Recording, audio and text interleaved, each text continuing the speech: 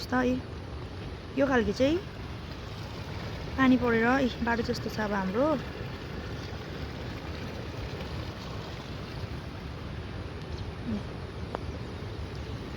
खोला दङदङदै बढेको छ नि यस्तो यो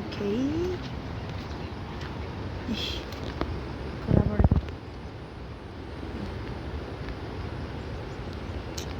हेर्नु अब यस्तो बाटोमा कसले राम्रो चप्पल लगाएर जान्छ होइन यति जाँदा यहाँ त खप्छ त अनि चप्पल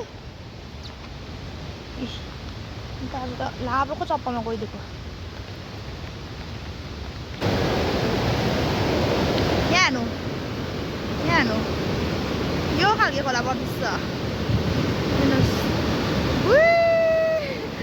डर लाग्यो यार यो खोल्चा हो खासमा